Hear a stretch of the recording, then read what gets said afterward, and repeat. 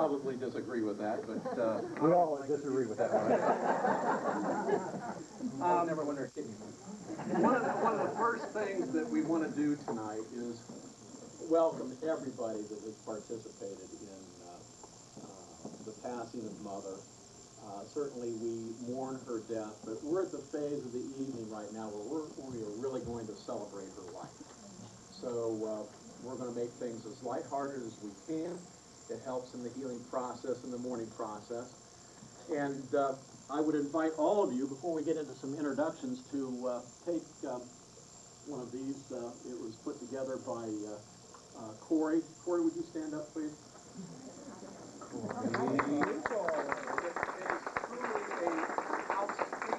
An outstanding work and a celebration of Mother's life. And yes, some of you folks are named by names in this, so it's fun reading, and it gives you little snippets of what it was like to grow up in a family of 10. So again, be sure you take one, and it's fun reading. Before we get started, what I'd like to do is introduce all the major players here today, and I can't think of introducing but the biggest player, and of course that's our dad at Frericks.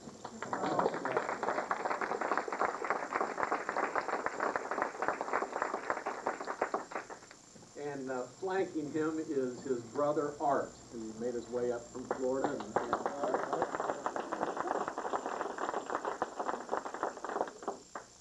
And then I'm going to not rattle off. I'm going to ask all 10 of us to stand when announced, so you can kind of get the order in which we all arrived in this earth. So the first up is our oldest sister, Kathy. Kathy Tomlinson. Line up for everybody. Please. Well, okay, just come on up here and line up, and we'll show you what the real lineup was. We'll stand. We're going to need a long line to go through. All right. And next in line, of course, was myself, and then we have Brother Tom.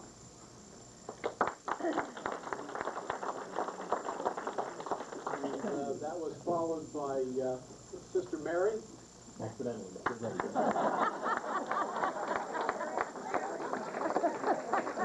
The first album.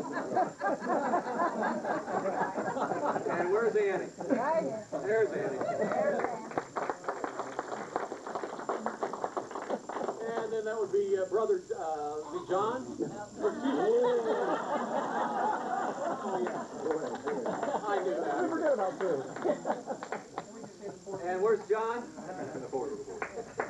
Yeah, I ought to say something from the standpoint, actually, the 4 youngest were all boys, and they didn't have names. It was just the 4 little boys. Right? And they all had a big room down in our basement.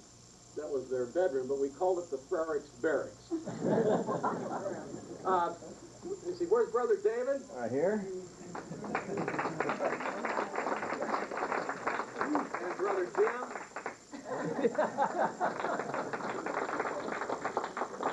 And where's Matthew? This is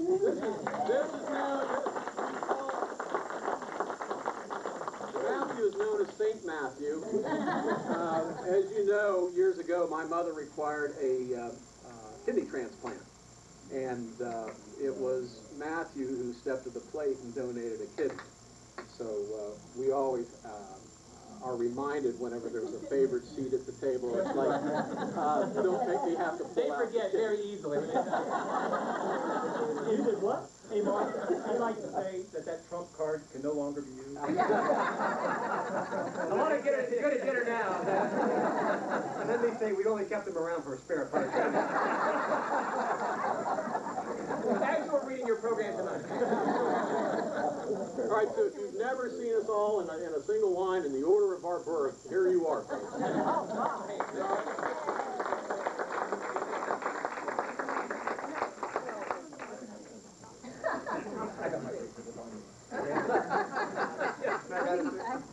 He got his picture. Okay. All right.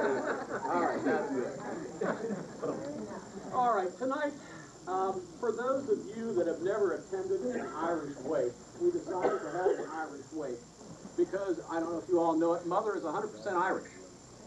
And so when we were growing up on the Garvey side of the family, we were always reminded of all the good things that the Irish would have. And I think that blended with all the folks from the Duffy side, we're well represented.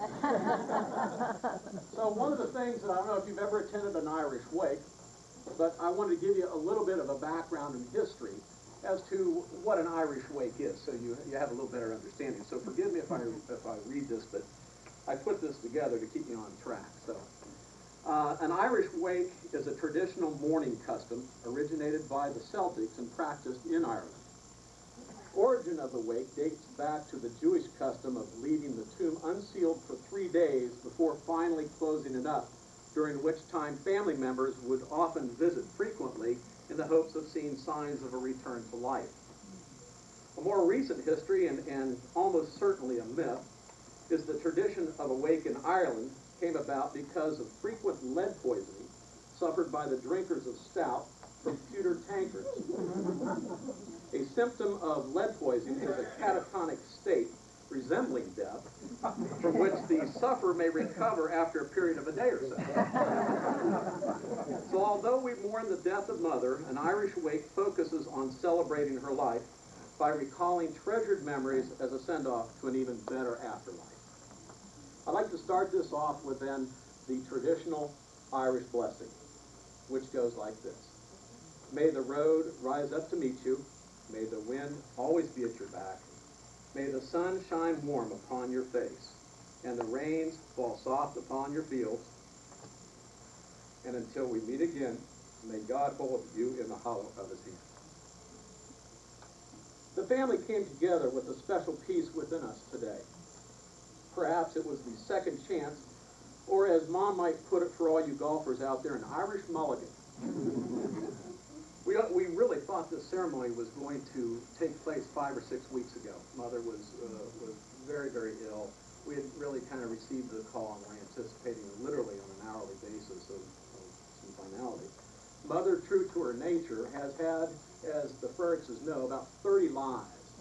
And she pulled back, and we were blessed with an additional 6 weeks of her not only coming back, but being able to take phone calls, and people traveled down to Naples and saw her, and it was just a great second chance in life that seldom you get. So that's why we're very, very happy. We've kind of gone through the mourning process now, and we really want to celebrate her life. And in celebrating Mother's life, Mother would want to recognize all of our spouses, the outlaws as they're fondly referred to. She would say that you are all the secret strength of the Frericks family. And yes, Mom would also agree that Mom and Dad played certainly a significant part in getting the ball rolling, but it's the Joes and the Joyces, the Sues, the Mikes, the Toms, the Jims, the Lisas, the Denises, and Grants, and that special soul named Kim.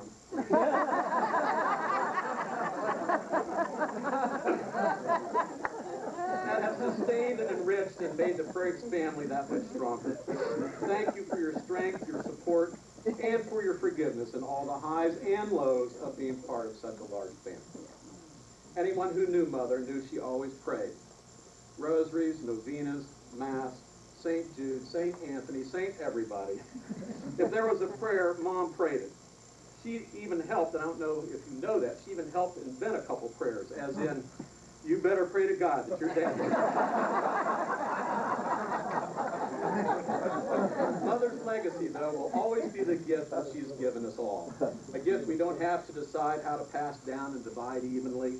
A gift that we don't need to worry about keeping in a safe or high up on a shelf so it doesn't get broken.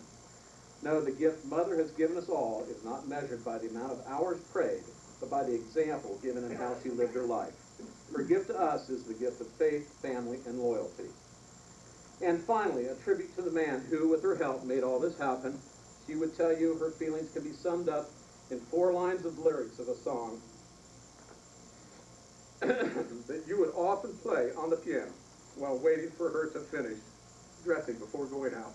I don't know if you remember this. It goes like this. And this comes right from the grave, by the way. Fish gotta swim, birds gotta fly. I gotta love one man till I die. Can't help loving that man of mine. Mother, as you know, could be very serious when she had to, but she also loved to laugh. Tonight we're going to entertain her and all in heaven. And Joycey, your dad is in good hands tonight. You'll always be well taken care of. With fond memories that we have of growing up with Mom and Dad. Everyone is invited to make themselves comfortable, listen, and embellish the stories and share their own treasured memories of Mom. I'm going to turn this over to David right at the moment. He's going to start us off with a story of his own. All right. Remember, the next hour or so is meant to be having fun, telling stories, laughter, and the whole bit.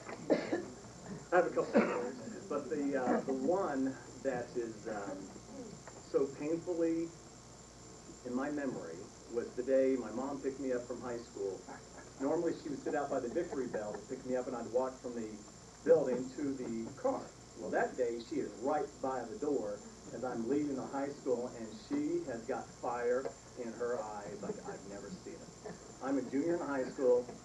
I'm in good shape, being in trouble. I haven't done anything. I'm dating this girl. Everything's great, no problem. But Mom is the maddest I've ever seen her in my life. So I said, Mom, what is going on? She said, get in the car. Just like that.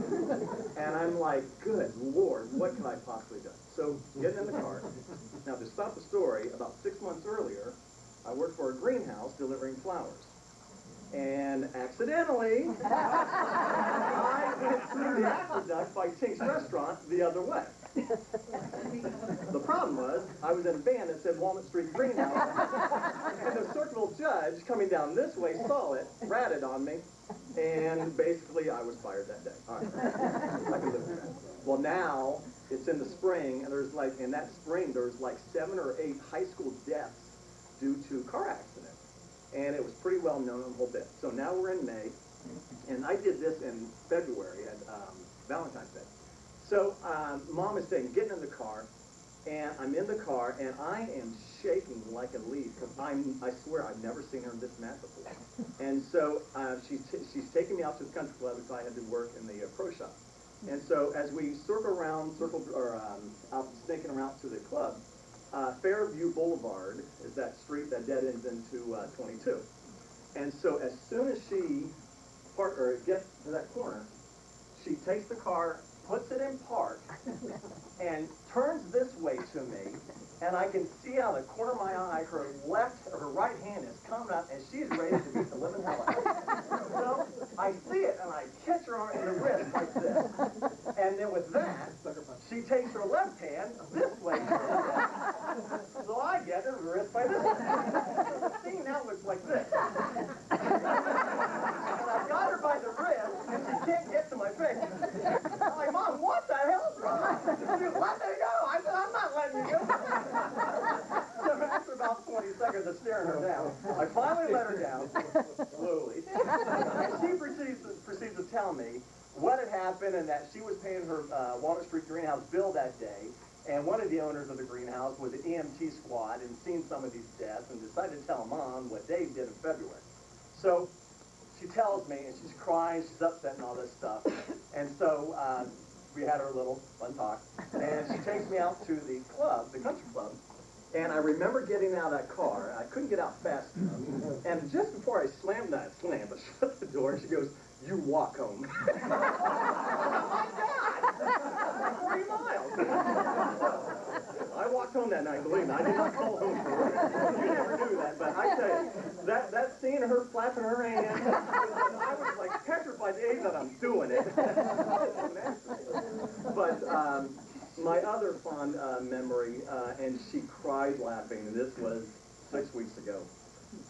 Brother Mark called me to say that Mom is failing, and it's best that you give a call to say goodbye.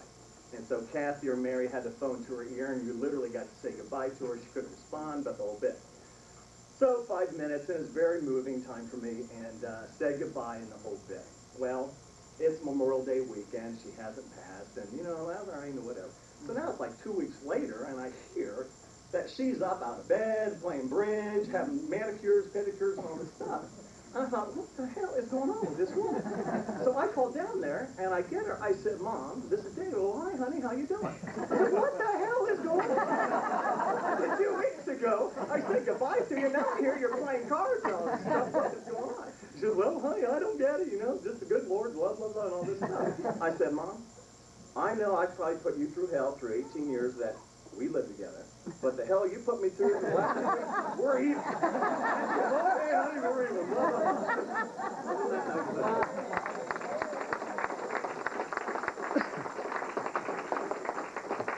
One of the things that you didn't want to have happen when you were growing up, you could handle Dad being mad at you, because it was quick, generally painful, but it was okay. However, with Mother, she would always forgive you, but she would never, ever forget. My memory is, and when you're coming from a large family, if you're assigned to have to do dishes by yourself, that's a big gig, let me tell you. One summer day, I had done some infraction, didn't know, but I had dishes and I had to do them by myself, and it was one of those big dinners, and it was greasy, it was messy, and you can imagine with 12 people sitting around the table, so I'm sitting, everybody else is playing outside, and I can hear everybody and all the summer fun, and so I'll never forget, I sat down, and I happened to be sitting in her chair, and I looked down, and as you might know, my mother always drank tea. Always loved tea, hot tea, loved tea. So I'm sitting there, and in school, we just so happened to be studying Argentina. And we had read the story about what a bolo was. And a bolo is 2 stones on a string, and they throw it, and you can catch birds, and it's a hunting tool. So anyway, that kind of intrigued me, and I looked down, and there's a tea bag sitting there. And I'm by myself, and I'm looking down this long table, and there's a clock up on the wall. And I said, you know what, I'll bet you I can do that. So I take his tea bag, dip it in what was left of the tea, and I'm spinning around like this, and I go, boom!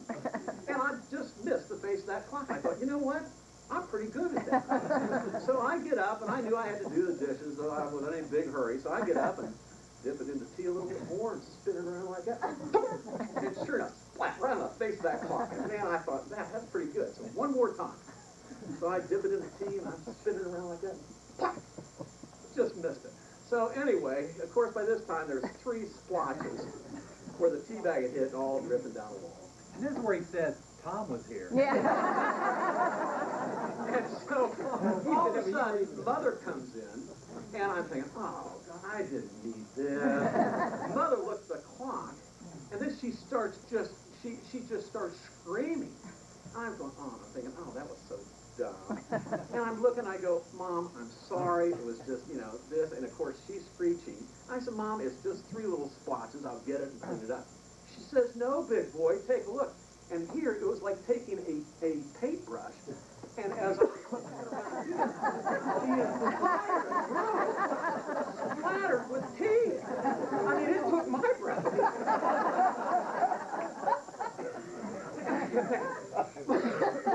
My God. So, you didn't want to live things like that down because you were never forgiven. Occasionally were forgiven, but it was never forgotten. So needless to say, I got lots of lessons in doing dishes. Who else wants to be next in a favorite memory? And then we're going to, if we can, open it up to anybody, especially Mom and Dad's friends that had their view of life of the Frericks family. Outside looking in. All right, John. Okay. One of the things Mom I thought was really good about and Dad was Mom would be the first to tell you, even with 10 kids, that your marriage comes first. And of course I didn't know it at the time, but there were times where she always said that everybody will do better if we have a little time out. So many times before a weekend, Mom and Dad would just go up the road to Columbus for a weekend and just everybody chills out, and she was able to come back the next Monday and everybody was more refreshed. But the fact is, even with 10 kids, her first responsibility was to her marriage. The second thing I wanted to talk about, and I am dying to know from David's story, who had the longer fingernails, Mom or... Little joke there. Really little bit. Yeah. In fact, it's been so cleared.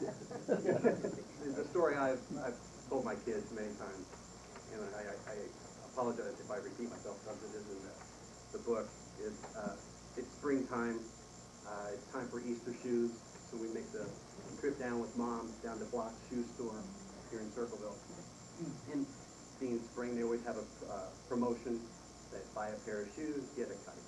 Okay, so we get the Easter shoes, we go to check out, they present us, David and I, with these kites, and we're looking at these kites, aren't these cool? And she said, boys, put them back.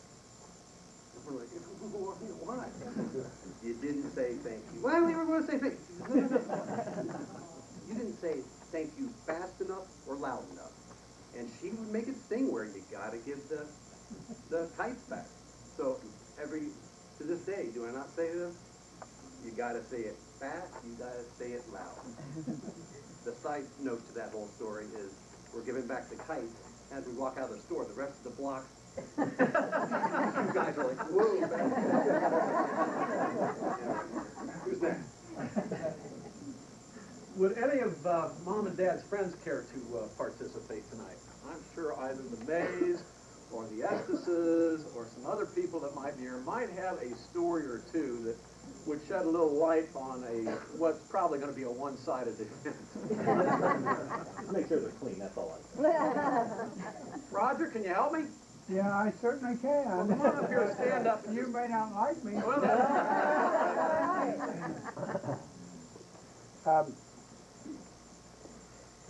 With 4 girls in our family, we had a little bit of a problem with particularly Mark.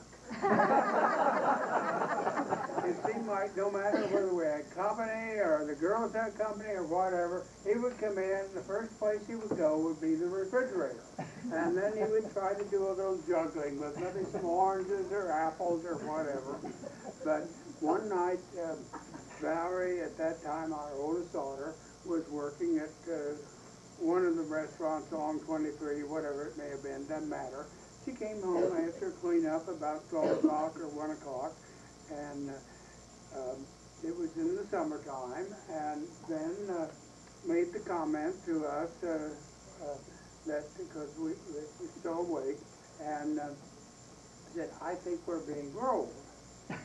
So I go to the window, and sure enough, I could see these figures out in the front yard, and the toilet paper, and all these things. And so I wasn't very well dressed, but it really doesn't matter. I got my shotgun, and I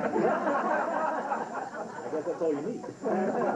and went out into the backyard, and I looked all around so there could be no possible hitting an electric line or no repercussions of any kind. And so I hold it straight up in the air and I fire the shotgun. And the first person I heard was Mark. Oh my God, he's shooting at me. And here was Mark with, I don't know, 5 or 6 fellows. And the next morning there was toilet tissue, glasses, eyeglasses, dark glasses, a little of everything that they left when they ran across the road to get the darn lady. Now let me tell you from my version how that went. All right, and everything is accurate that Roger says. However, when we knew that, heard the lights come on, the door open, those of you that were around here, I ran around with Billy Camp and Dave Harrigan and other kids, and they were all with us. We start sprinting across the street into the cornfield. Well, we're running really fast, and just as the shotgun goes off, Dave Harrigan trips and falls. And we're flying through there, and I'm telling Billy, he shot Dave. And we got get lost in this cornfield. We couldn't find Dave until probably 30 minutes later. We talked with Dave. Thank you, Roger.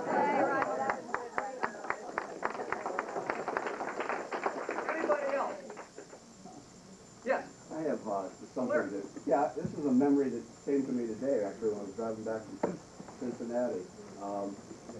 I had moved here after being in the service for a few years, and when I moved here, I met Cheryl, and we got married, and one of the students in her class was a little gal by the name of Sue Frericks. And we lived down at Lewis Avenue, and she used to ride her bike up to our patio every night, almost every night. No matter what was going on, Sue was there at the patio, giggling at us both.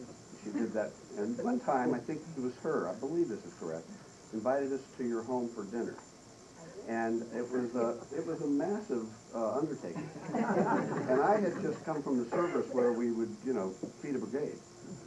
And it was very much like that. And I remember your mother had a large pot, and she served chow mein, and I'm sure the Chinese nation probably could have eaten it. I've never seen so much food at one time, and it was chow mein, and that's the one thing I remember about your chop suey. Chop suey. And I remember that about your mom and serving that kind of meal, literally every day. Probably 3 times a day or a couple times a day. And it's phenomenal that she was able to do that. So that's a kind of a fun memory for me. Well, thank you. Well, Larry, on that point, Mother used to say that was her one regret was every meal there was never leftovers. It was always starting the next meal. Well, I have to correct this man because she did not serve 3 meals a day. And Ed had breakfast in bed. Served by one of their 10 children, and then they would play gin, and so I would hold this over our poor girl's head well. So the Frericks name was not very popular.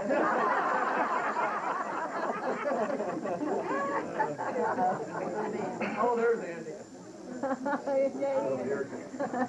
Good representation. Yeah. I just want to represent the Porters in this whole thing. There were several big Catholic families in the area, the Rackets and Frericks, and the Porters lost, so they only had 6 kids. So we always laughed about that because we thought that was a big family. And we lost in a different way because all of us were like this. Way up there. But anyway, it was fun to kind of see. It was Cindy, Sandy, and then Kathy, Mark, and then Tom and Andy and Sue were all about the same age. But it was just about every year, one of the Frericks or the Porters were represented, and then Matt and Tom were the same age. So it kind of evened out in the end. But we have just wonderful memories of Mom and Dad and Pat and Ed. I never called many of their age, by their first name, except for Betty and Frank, and Pat and Ed, and, those in the Poker Club. I just want to mention that I just love the way they gave parties. They knew how to party. They had the Poker Club, they had the Bridge Club, they, all these things, and I am just grateful to have the memories I have of the Frericks clan, and I'm just glad that Ed is here to hear all this. To kind of remember it with us. So, Very good, Andy.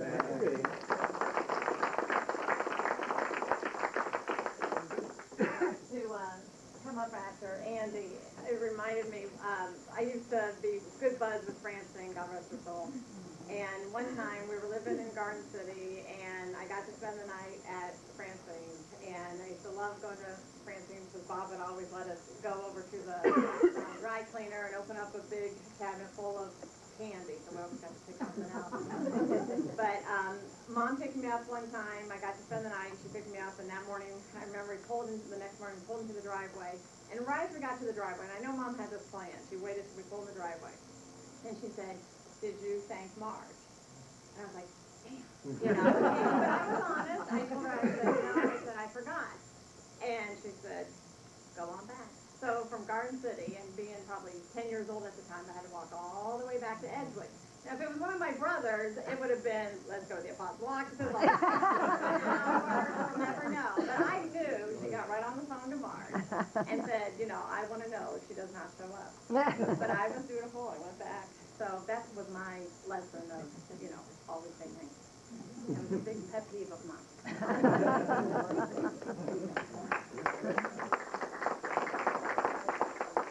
Well, when Sue talked about being dutiful, several things came to mind. You know, scratching Dad's back. Late night popcorn runs after everybody was in bed. The Labrador